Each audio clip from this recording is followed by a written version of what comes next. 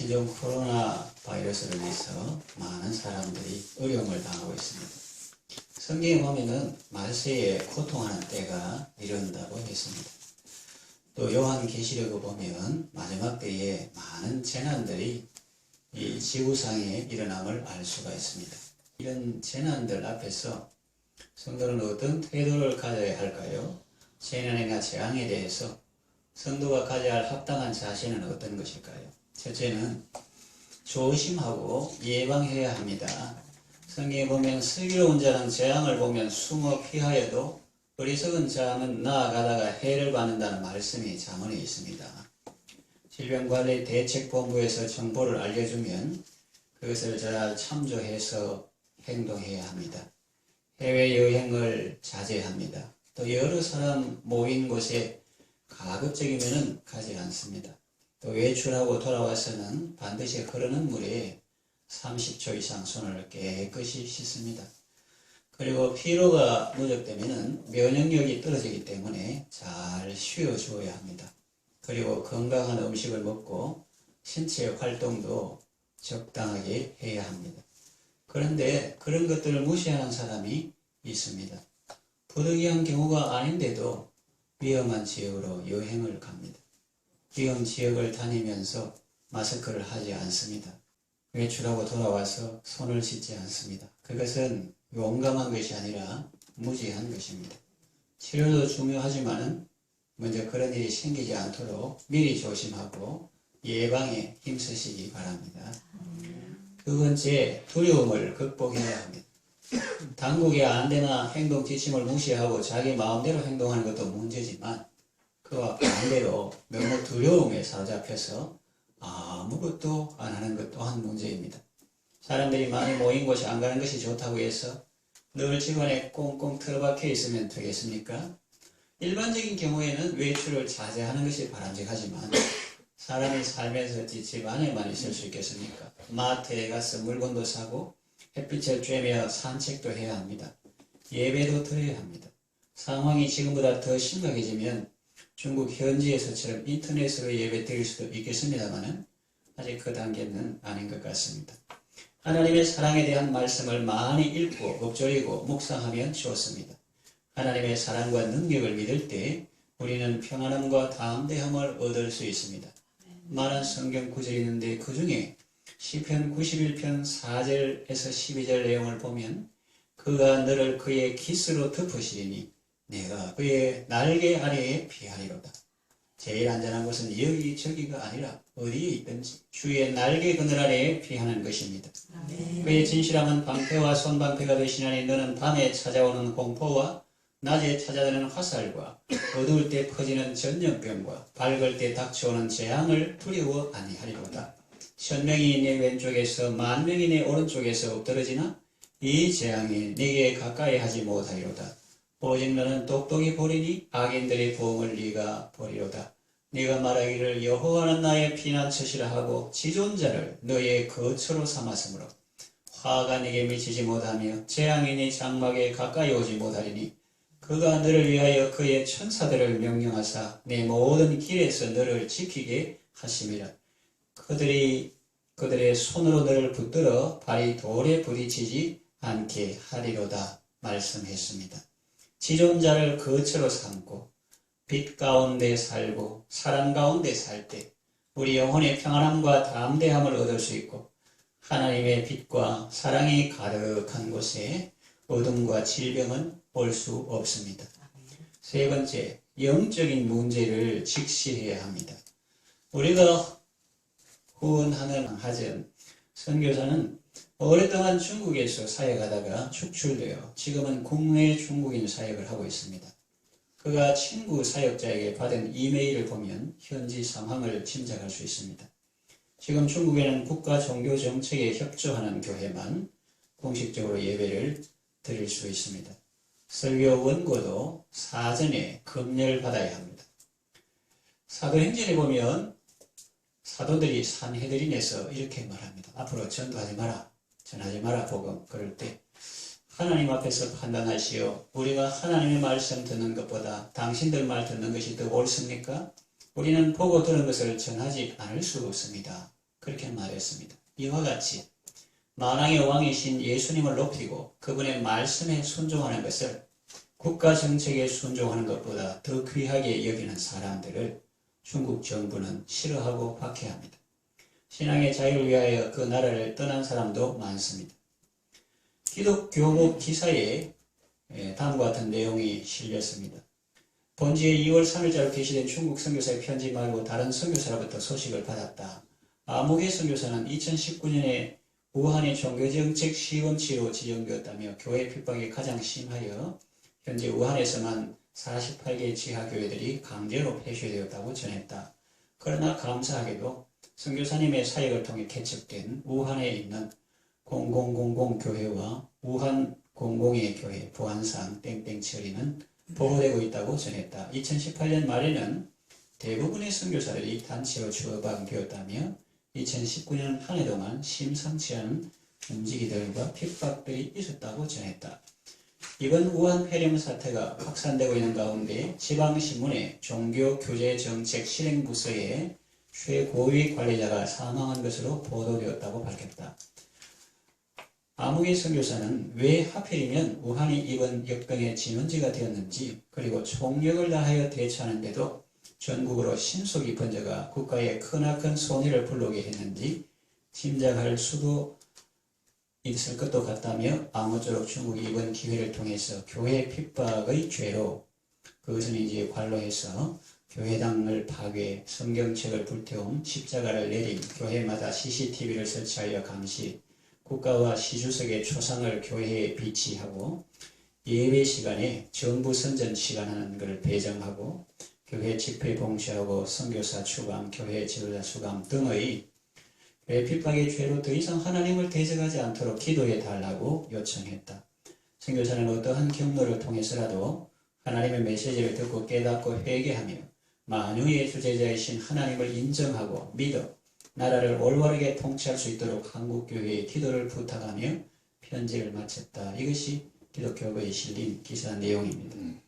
그렇다면 이것은 단순한 재난이 아니라 재앙이라고 볼 수 있습니다.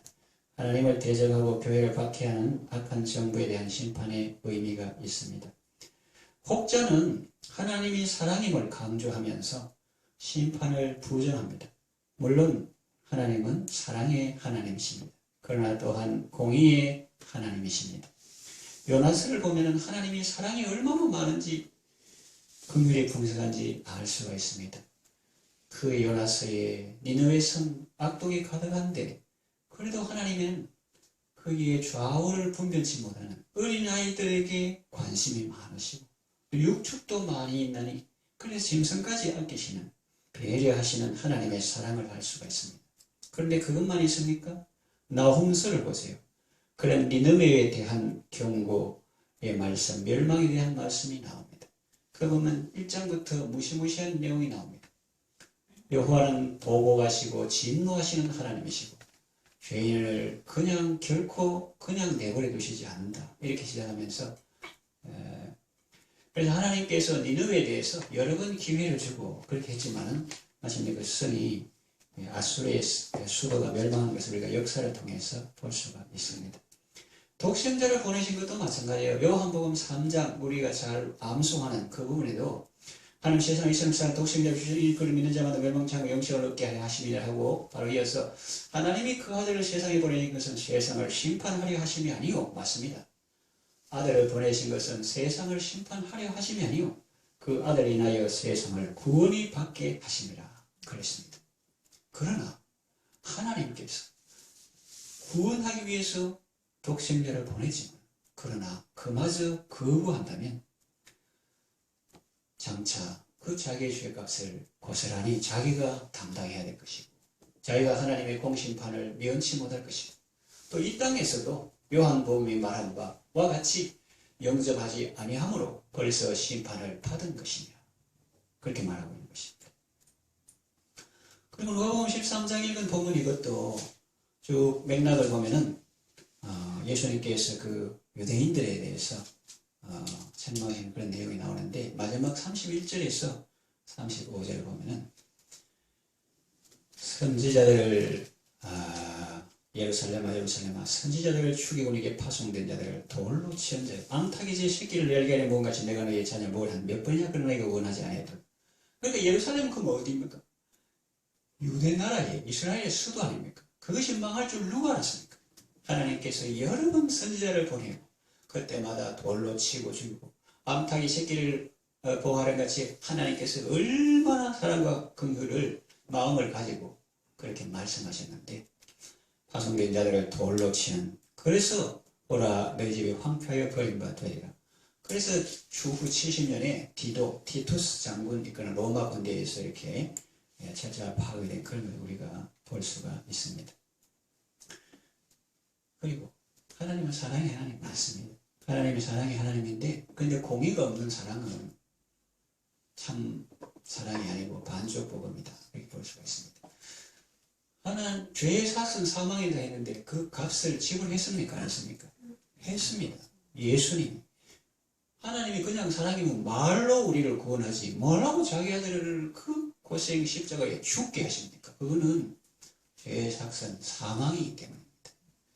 그 값을 예수님이 지불하시기 때문에 우리가 그냥 값싼 은혜, cheap grace가 아니라 그 하나님의 사랑이기 때문에 우리는 목이 메이고 눈시울이 뜨겁고 그 사랑, 그 은혜 감격에서 몸밖에 들을 것 없어 이 몸밭입니다. 그렇게 하지 그냥 뭐 벌도 없고 뭐 다 말로 구원하고 그런 게 아니라는 거예요. 자, 성경에 보면은 이 블레셋 사람들이 법궤를 빼앗아 다곤 신당에 두었을 때 하나님께서 블레셋 사람들과 그 우상을 치셨습니다. 다곤의 목이 부러지고 블레셋 사람들은 독종 때문에 고통을 당했습니다.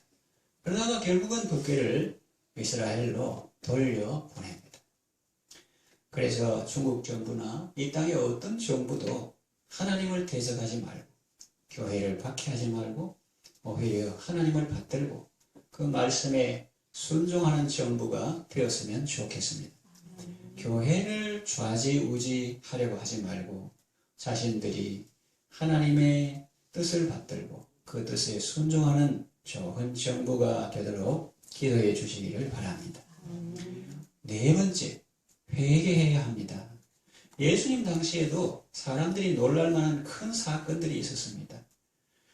빌라도가 어떤 갈릴리 사람들의 피를 그들의 제물에 섞은 일이 있었습니다. 이 문맥에 그렇게 나오는데 우리가 성경을 통해서 이렇게 연관시켜 보면 그때 드다가 일어나 반란을 일으키더니 몇 사람이 따르더니 죽음에 흩어졌고 이런 구절이 성경에 나오는데 그거하고 이제 연관시켜서 우리가 보면 드다라는 사람이 반란을 일으켜가지고 토라는 군대가 닥쳤는데 그때 마침 그들이 제사를 드리고 있었다는 거죠. 그래서 토벌 군들이 그들을 이렇게 제압하고 그들을 죽여가지고 그들이 제사 지는 그런 마당에서 그들의 피를 그들의 제물에 섞은 그런 일이 있었습니다. 그러니까 참 애매한 거죠. 예를 들어서 우리나라 같으면 독립운동하다가 죽임을 당했다. 옛날에 그 홍범도 장군 청산리 전투 김주하진 이런 거 하고 그 당시에는 좋았지만 그 후에 일본이 군대를 풀어가지고 경신참변 강도에 있는 사람들을 많이 죽였지 않습니까? 그와 같이 이제 자기들 나름대로는 유엔들이 독립운동 한다고 했는데 그 제사 지내는 마당에 그 토벌군들이 와가지고 그들을 죽이고 그들의 제물에다가 피를 섞은 이 사건 가지고 심판받았다고 말하기 상당히 곤란한 거예요. 그러니까 그 당시에 사람들이 이런 애매한 걸 가지고 예수님 앞에 와서 질문을 하는 거예요. 질문을 하나님 심판입니까 가든지 혹은 뭐 나는 안 그런데 어떤 사람이 그렇게 말합니다 하면서 떠보려고 왜냐하면 그 세금 바치는 것이 가합니까 안 합니까 하면서 또 자기 혼자 살짝 물으면 됐겠는데 저 뒤에 헤롯 당원들하고 로마 군인들이 있는데 와가지고 그 말을 착 걸라고 하는 거예요. 그러면 바치라 하면 반역자들 로마의 계다리 하고 바치지 말라 하면 또 체제 부정하는 사람이다 하면서 요래도 저래도 못하게. 그러니 예수님께서 동경 가져온나 이 화상은 그리 누구고 가이사 이것은 가이사에게 바치고 하나님 것은 하나님께 바치라 이렇게 하는 게 이미 수업 들어갔죠. 그러니까 그 당시에 그런 일이 있었습니다. 빌라도가 갈릴 사람들의 그 피를 제물에 섞은 것. 또 그 실로암에서 망대가 무너져서 봉사하다가 그 망대가 무너져서 18명이 치어 죽는 이런 일이 있었습니다. 사람들이 여기에 대해서 물을 때 예수님은 그 사건을 언급하시면서 사람들에게 이렇게 말씀하셨습니다. 너희들은 이 사람들이 그렇게 해를 당함으로 다른 사람들보다 죄가 더 있는 줄 생각하느냐? 아니라. 단호하게 말씀하십니다. 아니라. 영어 성경 보면 단호하다 그런 걸 알 수가 있습니다. 아니라.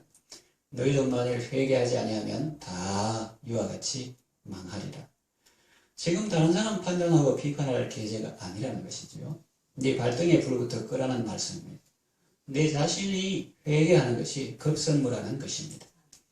그렇습니다. 우리는 재난으로 어려움 당하는 사람들이 특별히 죄가 많아서 그렇다는 생각을 해서는 안 됩니다. 앞서 3대지에서 말한 것처럼 하나님께서 심판하신 경우라고 생각할 수 있는 경우도 있겠죠. 그리고 특별히 성경에 그렇게 명시한 것도 있습니다. 예를 들면 구약에도 많이 나오지만 신약에 예를 들면 사도행전 12장 23절에 헤롯이 영광을 하나님께 돌리지 아니하므로 주의 사자가 곧 친히 벌레에게 먹혀 죽으리라.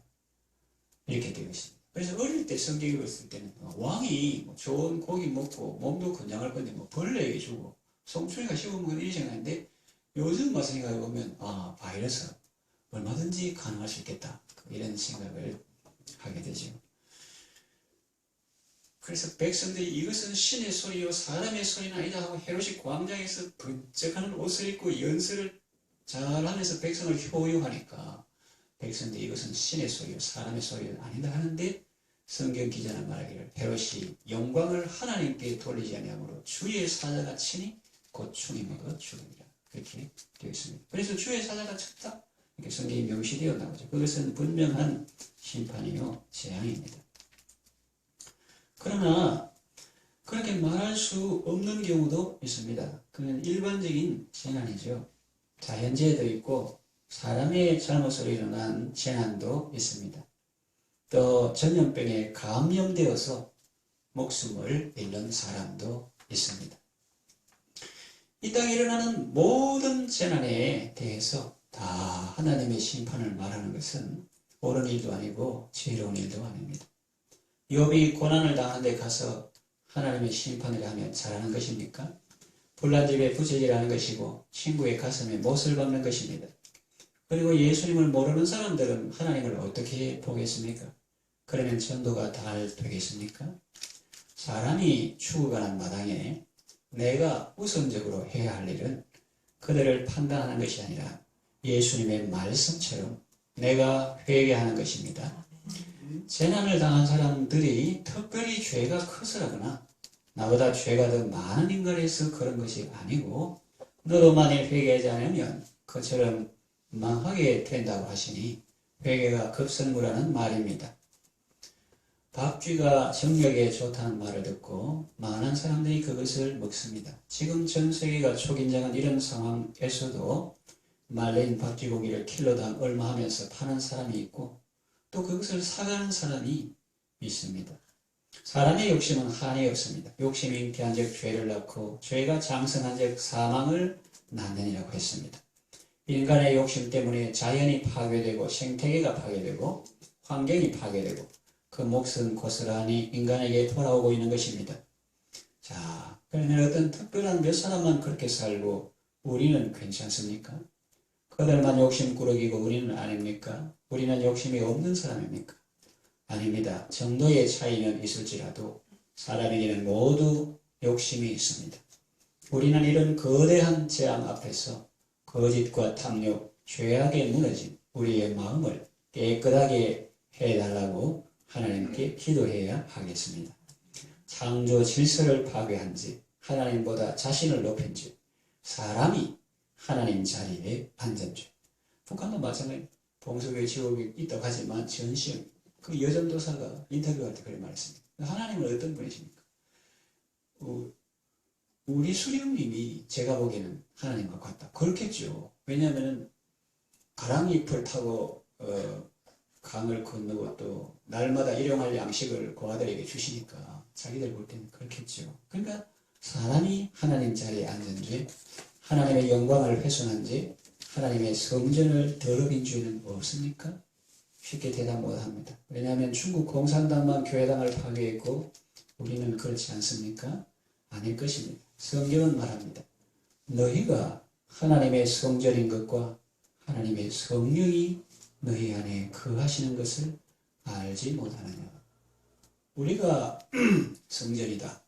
건물 성전은 참 성전이신 예수님께서 오셨기 때문에 파괴되고 이제는 그것이 이스라엘 백성이 잘못해서 그런 것도 있지만 참 성전이 왔기 때문에 이제는 구성전은 필요 없다 해서 파괴된 것일 수도 있습니다. 그리고 예수님 참 성전이고 또 우리도 성령이 거하는 전인데 이걸 가지고 음행하지 말라고 고린도 교회 성도에게 말하면서 창기와 합하는 자는 창기와 한 몸이 된다. 하나님의 성령이 거하시는 전을 그렇게 하면 안 된다. 꿀뚝을 만든다든가 담배를 피운다든가 또 술이나 이런 걸로 과도하게 중독된다든가 또 음행한다든가 이것은 하나님의 성전을 더럽히는 건데 누구든지 하나님의 성전을 더럽히면 하나님이 그 사람을 멸하시리라. 잘 관리하고 돌봐야 자기 몸도 건강하지. 자꾸 술, 담배, 알코올 중독, 쾌락, 마약 이렇게 하면은 그 의학적으로도 물리적으로도 몸이 파괴되고 또 정신도 건강하지 못하다. 하나님이 그 사람을 멸하시리라. 이렇게 말했습니다. 재난 앞에서 자신이 하나님 자리에 앉아서 다른 사람을 판단하기보다 먼저 자신을 돌아보고 회개하여 구원받는 지혜롭고 복된 성도 다 되시기를 바랍니다. 다섯째, 하나님을 신뢰하고 사랑의 삶을 살아야 합니다. 사람은 떡으로만 사는 것이 아니라 하나님의 입으로 나오는 모든 말씀으로 삽니다. 그리고 욕심으로 사는 것이 아니라 하나님의 은혜로 삽니다. 온갖 좋은 은사와 온전한 선물은 다 위로부터 빛들의 아버지께로부터 내려오는 것입니다. 요한계시록을 보면 말세에 사람들은 양극단을 향하여서 치달립니다. 거룩한 자는 더욱 거룩으로 향하여 가고 더러운 자는 더욱 더러움으로 향하여 갑니다. 하나님께서 악인들에게 재앙을 내리시는 것은 심판의 의미도 있지만 어서 돌이키고 구원받으라는 의미도 있습니다. 그런데 놀라운 것은 사람의 마음이 어두워지면 이런 치명적인 죽음의 재앙 앞에서도 회개하지 않고 오히려 하나님을 원망하는 것입니다. 우리는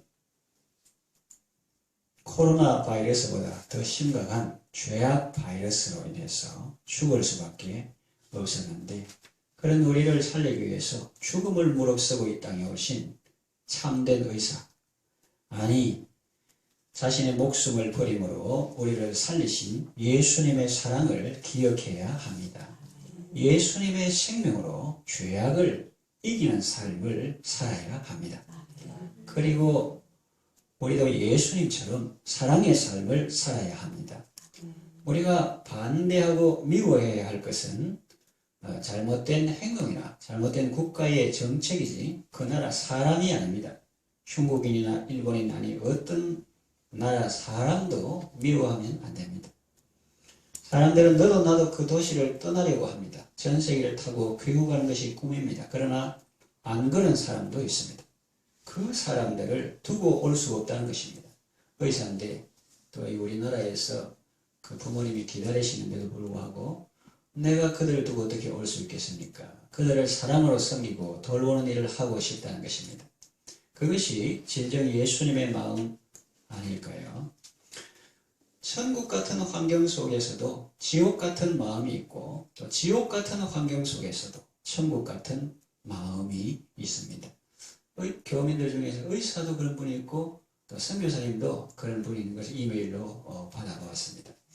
우리나라 구한말 역병이 창궐할 때 고종은 사람들을 사랑으로 섬기는 선교사들을 보고 감동을 받고 그들을 신뢰하게 되었습니다.